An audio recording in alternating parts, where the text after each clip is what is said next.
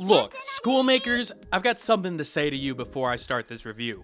If you ever decide to create a school in Japan, please avoid the mountains and forests, because nothing ever goes right when there's schools in those places. Never. It's a lawsuit waiting to happen. Anyway, Miniature Garden is a Japanese visual novel set in the mystery genre and comes out on Steam on March 30th, 2016 for $19.99. It's developed by Muzinatu as their first game on Steam, and before you say anything, yes, I butchered that pronunciation. But it's published and localized by Fruit Bat Factory, which has brought some underrated hits in Mana Collect and Enigma, which I praised as my 9th best game last year. But can Miniature Garden follow in those games' footsteps? That's what me and my critical eye are here to find out. But before I begin, this key was obtained from the publisher for the purposes of review.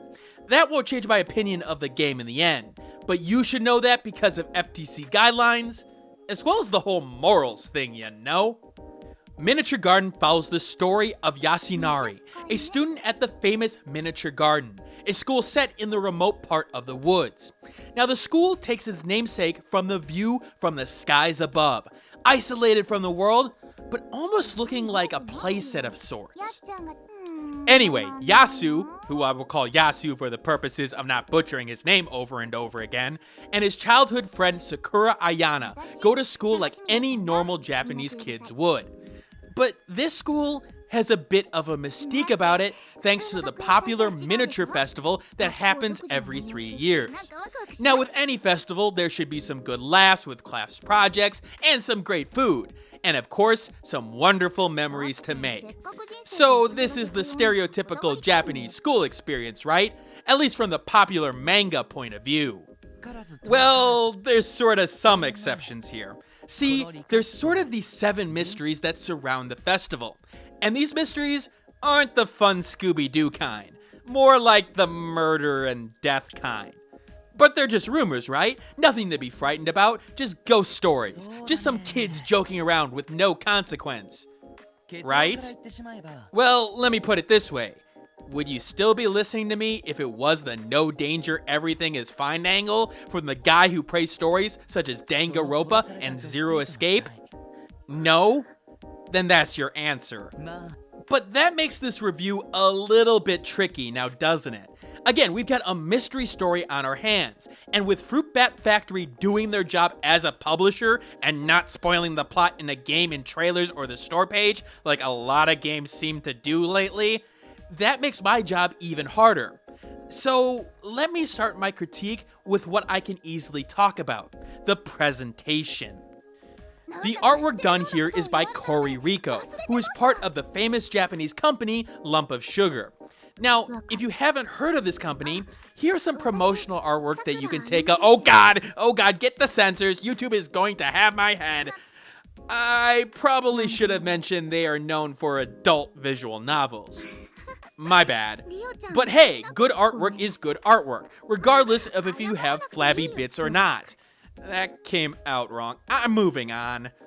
But the artwork here is pretty reasonable. The characters are portrayed in a realistic anime style, with large eyes that grab your attention, but realistic body proportions and fashion choices to fit a student campus lifestyle. Now, the character design here is done well, even if they seem a little bit boring to you at first, as they fit the tone of the story that the game is going for. Well, for the most part anyway, as once in a while, you'll see an emoticon face come out of Sumika's face that feels sort of out of place, despite it being within her character. But as for the background work, that's where things get a little more strange. The backdrops aren't exactly the focal point in this game, as their strong line work and character colorization are the main focus. But in terms of the backdrops, there is something off about 1 or 2 of them in terms of consistency to detail. This hallway here, for example. The backdrop of that furniture in the background has almost a watercolor-like aesthetic to it, but it's unique to this shot. When I look at other places in the game with the similar furniture, that's not present. And that just bothered me a tiny bit. It's not bad, it's just off. Now, the voice acting here is done by some known names in the industry. Tetsuya Kakahara played Prompto in Final Fantasy XV and does the voice work for Itsuki in this game. You also have Toki Sora, who does Hanabi and Senra Kagura Estival verses. And while I can't exactly fully critique them due to the fact that, well, I don't know Japanese, each of the characters bring a unique voice that seems to fit their characters' personalities. The quirky Sumika, with her airbrain personality, comes off strong, and the mysterious yet steadfast Suzuki is able to present a character who's both strong and weak at the same time. Now, once in a blue moon, a voice line will be off for me, at least in the presentation here, but overall, it's a really nice package. あれあそこにいるのさっきの彼女じゃない？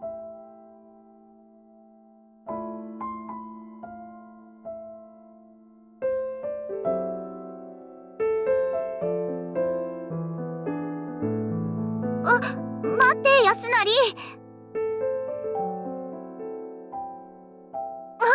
あそこからなら出れるんじゃないですか？ I can fly? As to the music, well, honestly, this is visual novel as music comes, aka it's background music, and it's sort of appropriate to the scenes in question, but honestly, the music will be forgettable by the time you're done. Just take a listen to see what I'm talking about. とりあえずさ、小宮さんも連れて一旦校舎に戻らない？そうだね。一旦状況を整理してきちんと行動のめどを立てた方がいいと思う。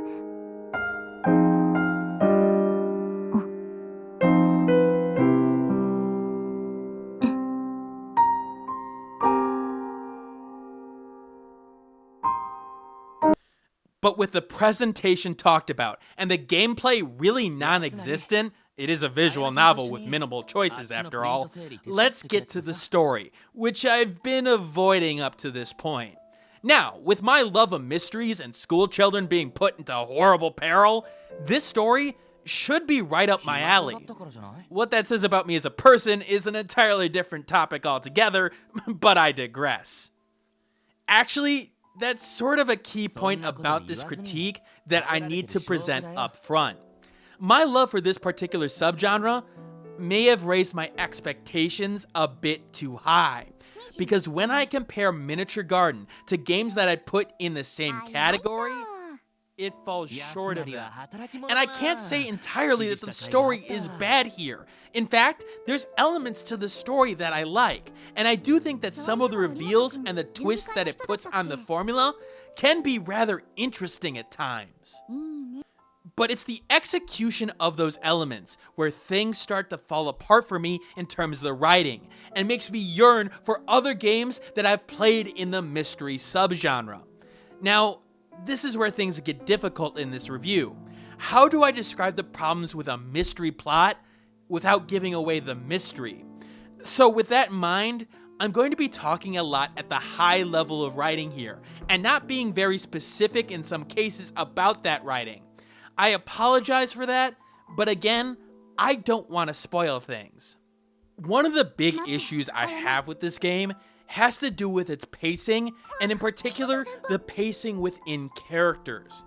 When there's an element of murder or characters being killed off in a plot, there's this sweet spot of pacing that's really required. You need to build up their character, make you want to care for them so that you get emotionally invested, but not drag that on long enough so that the player gets horribly bored. That sweet spot was missed in Miniature Garden for me. In fact, when I think about it, a lot of the issues I have with Miniature Garden surround the use of the characters. Not that these characters aren't some that you'd expect in the visual novel genre, the goofy one, the childhood friend, which would be fine in a regular visual novel. But this is a mystery novel. You need some elements of intrigue, something to make you question their background, make them possibly involved. And to be fair, those elements in this story and in these characters do exist. But something just doesn't work for this story and these characters' combination. Again, when it comes to a mystery, you really need that sweet spot of detail. Characters can't be too obvious in their personalities, that they wear them on their sleeves for everyone to see. But they also can't be too disconnected from what's going on, that you wonder if the events are even affecting them. It's weird. Each character for me has their own set of problems they bring when it comes to this plot storytelling. Now, usually in mysteries, the sum of the weaknesses of all the characters' writing would be outweighed by the sum of the individual characters' writing strengths. Again, sometimes you need these weaknesses and the misdirection to tell a good mystery story so it's acceptable. Here, not so much. Alright, I need to make this more clear.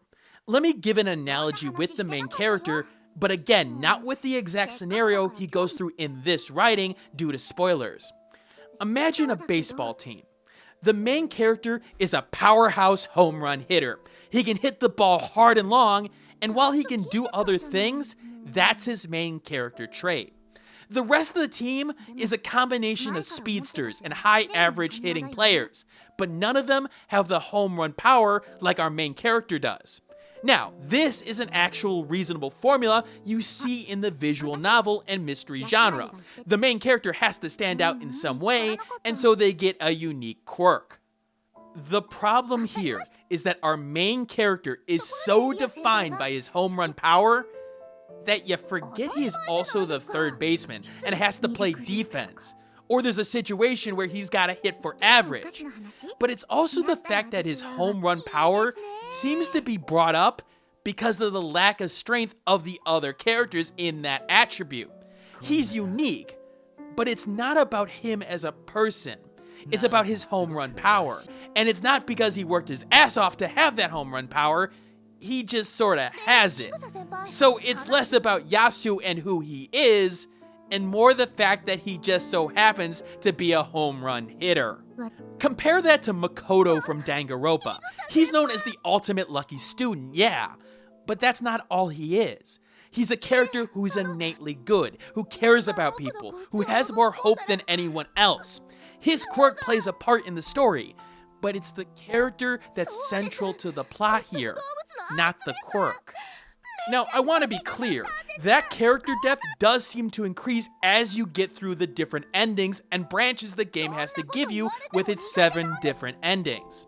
But even after 2 or 3 different endings, there isn't enough here to keep me wanting to go through to get the 4th, 5th, 6th, and 7th. Okay, I've learned more about the character and his reactions and his behavior. It all makes more sense. That doesn't make him that much more interesting as a character, at least in this case. Even though each character has a really interesting backstory to be told here, it just took too long to get to it. Which is odd, because this game is short, taking only 90 minutes to run through my first run.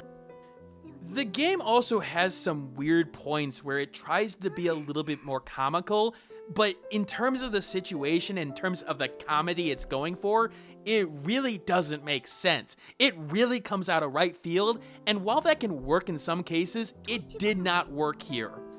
Now, given the language here, I don't put that on the localization or the translation. Sure, there are some people that I wouldn't expect Japanese culture to understand, but it feels right in terms of what they were talking about before and after. It just feels awkward writing to begin with. And even though I haven't gotten every ending in this story yet, there are some reasonable plot holes that I don't see being answered by those endings or different paths. They just don't make sense given the context within the story. Now, I could be proven wrong there, but I don't know. I just don't see it happening. Again, I'll use an analogy here. It's like YouTube held this big, huge conference for their creators, and one of the biggest creators that they asked for is a Twitch streamer that has nothing to do with YouTube. I mean, there's similarities there and all, but if you're asking people to be part of a seminar for YouTube, it just doesn't make sense for him to be there despite the similarities. What ends up being the killing blow in this case is the $20 price tag. Now look, it has a couple of endings, it does have some intrigue, but when it comes to the plot and the main meat of the actual story, it just doesn't compare to games like Enigma, which you can pick up for $15. Hell, Danganronpa, even though it's a little bit more, you'll get a lot more bang for your buck there. Now, I will say this, if you're willing to put character flaws aside, and you're more about the core mystery and the core elements of that mystery, then Miniature Garden may work for you. Again, the core story here has some interesting twists to it, and it does have something unique compared to other mystery games out there with its realism and with its, again, I don't want to spoil it, but its take on things. But for most people out there, I would say avoid the game or wait for it to go on sale before picking it up. There's just not enough bang for buck here in the overall picture. Go pick up Enigma, go pick up Danganronpa, and enjoy those mysteries. And if you do feel like taking a chance, okay, try Miniature Garden. It's just not for me. Anyway, this is Dragnix signing out, and I hope you found this review, aka Critical Eye, useful. Now, I didn't call it a full review or use my full reviewing score scale because of the fact that I didn't get all the endings. And again, I'm going to be doing a little bit more Critical Eyes because of the fact that I still want to cover smaller games, but the whole job thing. However, in the description below, there will be a poll for the next big review that I will do. I will not guarantee that I will cover that game, but if there's enough interest in a certain game that people are like, okay, really cover that one, I'm going to try that one first. Even if it's Legend of Zelda Breath of the Wild, despite the fact that, oh god, that would take so long, or Persona 5, oh god, I want to play that game, but oh god, as a review format, that's going to take so long as well. Anyway, I will see you later, and as always, keep on gaming.